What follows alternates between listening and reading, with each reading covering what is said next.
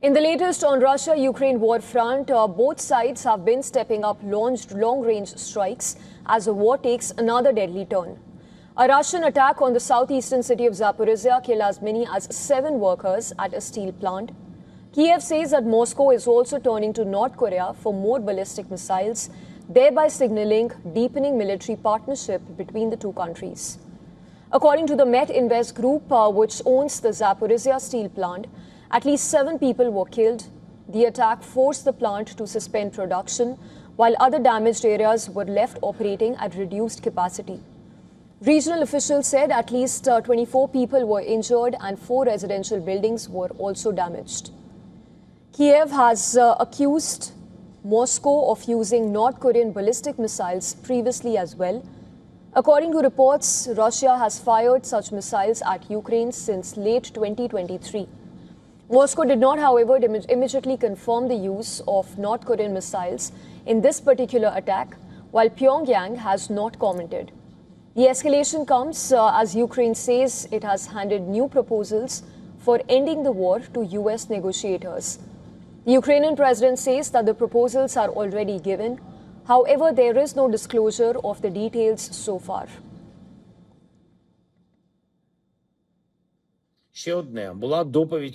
There was a briefing by the negotiating team. We have conveyed our proposals to the American side, and the United States can help strengthen our defense, first and foremost with air defense, and put pressure on Russia so that its plans are different to prepare for an end to the war rather than prolonging it. According to the Ukrainian president, Washington could help by strengthening Ukraine's air defenses and pressuring Russia to move towards an end to the war.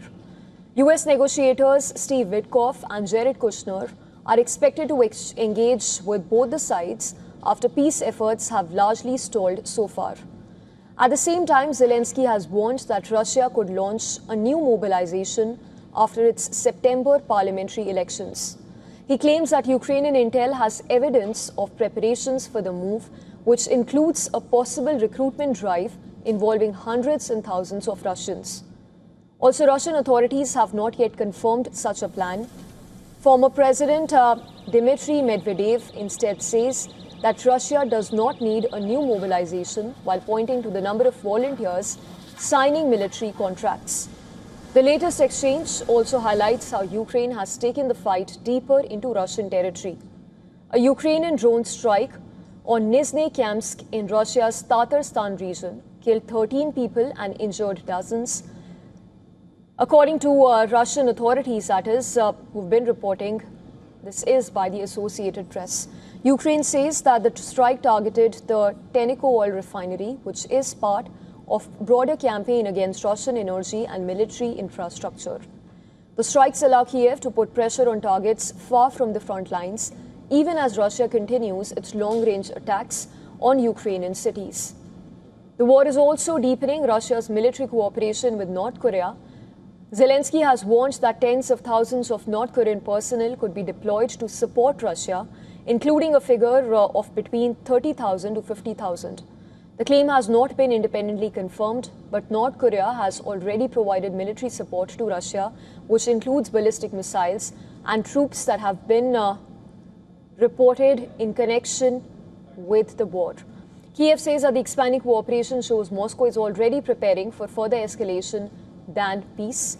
And as the war intensifies on the battlefield, political space is also narrowing inside Russia.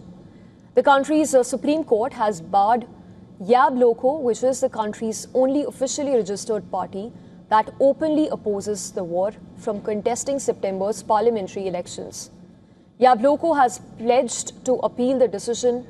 The ruling came as Ukraine pushes for new peace proposals while both sides continue to expand their military strikes.